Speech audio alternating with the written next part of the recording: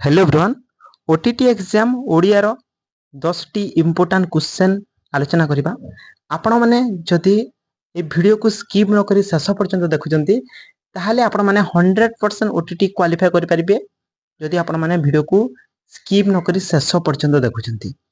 जो माने भाबुचंती कि ए वीडियो देखिबा द्वारा हमर समय नष्ट होबो तो जो माने समिति भाबुचंती तो वीडियो को थरे निहाती देखंतु जदि समय नष्ट होबो मते कमेंट रे जायचा कहि परिबे। कहीं आज वीडियो रे तुमको ओटीटी एग्जाम रो 10 टी इंपोर्टेंट क्वेश्चन कहबी जहाँकि तुम 2012 मसीहा 2013 मसीहार ओटीटी एग्जाम आसाला किपरि क्वेश्चन आसुची कौन क्वेश्चन आसुची ता विषय जानिबा। तो निश्चित भाव में वीडियो को लाइक करंतु सब्सक्राइब करनथिले एबे ही हमर यूट्यूब चैनल को सब्सक्राइब करी बेल आइकन को ऑल बटन रे सेट कर दियंतु कहीं एमिति ओटीटी एग्जाम को नहीं आगु को आहुरी मध्ये वीडियो आसीबा अछि तो सेति पई सब्सक्राइब निश्चित भाव करिवे। तो देखिबा प्रथम क्वेश्चन रे कोन कहला ना कविता शिक्षादान रे केउटी को अधिक गुरुत्व दिया जाय। प्राय तो पिला मनकर ओडिया ग्रामर ओडिया रो जो पेडागोजी रे मुख्यतः भूल करथांती तो सेति पई एई ओडिया क्लास टी ओडिया रो 10 टी इंपोर्टेंट क्वेश्चन को तुम माने भलो भाबरे देखो या पर जानि मारिबो। कविता शिक्षादान रे केउटी को अधिक गुरुत्व दिया जाय। कविता शिक्षादान रे काहा को अधिक गुरुत्व दिया जाय। ऑप्शन है भाषा वर्णना आवृत्ति स्वर। तो कहा को इंपोर्टेंट दिया जाय कविता शिक्षादान रे भाषा हबने वर्णना मध्य हबने आवृत्ति कवितार आवृत्ति के परिछि ताको देखा जिवो ताको शिक्षादान कवितार शिक्षादान केउटी को अधिक गुरुत्व दिया जाय कहले आवृत्ति को गुरुत्व दिया जाय स्वर मध्य हबने। तो ऑप्शन सी हबो सठिक आंसर।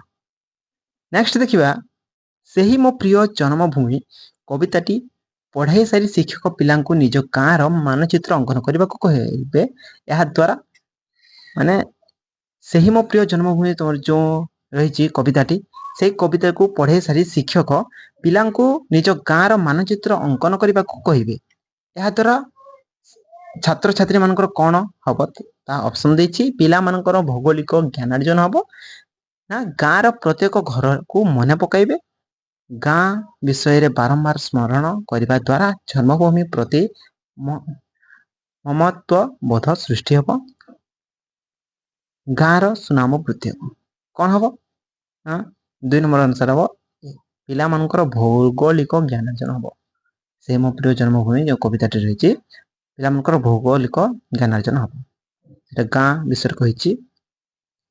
नेक्स्ट देखिबा जने शिक्षार्थी शब्द लिखिबारे बारंबार बनान भूल करुछि निम्नोक्त क्यों पद्धति अवलंबन कले पिलार वर्णन वर्णाशुद्धि करा जाय परिबो। ऑप्शन हैला शिक्षक बारंबार ठीक शब्द को कलापटारे लिखिबे पिला को लेखिबार नियम बुझाइबे पिला को बारंबार लेखाइबे श्रेणी रो समस्त पिला मन को लेखा लिखि करिबारे सहयोग करबे। तो कोन हबो 3 नंबर आंसर हबो ऑप्शन ए शिक्षक बारंबार ठीक शब्दटी को कलापटारे लिखिबे। यदि शिक्षार्थी शब्द लिखिबारे बारंबार बनान भूल करुछि तो माने कलापटारे बारंबार से शब्द को लिखिबा आवश्यक। ऑप्शन ए हबो सटीक आंसर। नेक्स्ट देखिबा कोनोसी विद्यालय रे शिक्षक और छात्र छात्री को नै साहित्य संसदटी गठित होला या द्वारा पारंपरिक शिक्षादान त्वरान्वित हम शिक्षार्थी मानक मनरे सृजनशील मनोभाव और सुप्ति प्रतिभा विकसित हम कविता पाठ प्रति उत्साह सृष्टि हम सुंदर हस्ताक्षर लिखिबा पई प्रेरणा जोगाइब। 4 नंबर आंसर हम ऑप्शन बी शिक्षार्थी मानक मनरे सृजनशील मनोभाव और सुप्त प्रतिभा विकसित हम। नेक्स्ट देखिबा 5 नंबर निम्नोक्त मध्यरु केउटी को वर्णाशुद्धि निराकरण पई प्रयोज्य 2012 मसीहार एग्जाम आसीथिला अनुकरण वकृत पठन अभिप्रेरणा कौन हम आंसर 5 नंबर आंसर हम पठन वर्णाशुद्धि निराकरण पई प्रयोज्य माने पठन सी हम सठिक आंसर। नेक्स्ट देखिबा केउटी को पद्य शिक्षादान रो उद्देश्य रूपे ग्रहण करा जाई परिबो सौंदर्यबोधर विकास व्याकरण ज्ञान अभिवृद्धि अधिक बही और संवाद पत्र पठन रे आग्रह चित्र देखि संपूर्ण स्थापन। 6 नंबर आंसर हम सौंदर्यबोधर विकास ऑप्शन ए हम सठिक आंसर। नेक्स्ट रहला ନିମ୍ନୋକ୍ତ ମଧ୍ୟରୁ କେଉଁ ଉକ୍ତିଟି ବହୁଭାଷୀ ପରିସ୍ଥିତିରେ ଓଡ଼ିଆ ଭାଷା ପଠନ ଓ ଭାବ ଗ୍ରହଣରେ ଥିବା ଅସୁବିଧା ରୂପେ ଗ୍ରହଣ କରାଯାଏ? ଅପସନ୍ ରହିଛି ଶୁଣିବା, କହିବା, ପଢ଼ିବା ଓ ଲେଖିବା ଦକ୍ଷତାରେ ଅଭିବୃଦ୍ଧି ହାସଲ କରିବା, ଭାଷାଗତ କୌଶଳ ହାସଲ ଓ ତାତ୍ତ୍ୱିକ ପଠନରେ ଦକ୍ଷତା ହାସଲ କରିବା। ପାଠ୍ୟପୁସ୍ତକକୁ ଆଂଶିକ ବୁଝିପାରିବା ମାତ୍ର ସରଳ ପ୍ରଶ୍ନର ଉତ୍ତର ଦେଇ ନପାରିବା, ପଠିତାଂଶ ସାର କଥା ନୀତି ଶିକ୍ଷା ଇତ୍ୟାଦିକୁ ସହଜରେ ବୁଝିପାରିବା। ତ କ'ଣ ହବ ଆନ୍ସର? କମେଣ୍ଟ ଜଣାଇବେ।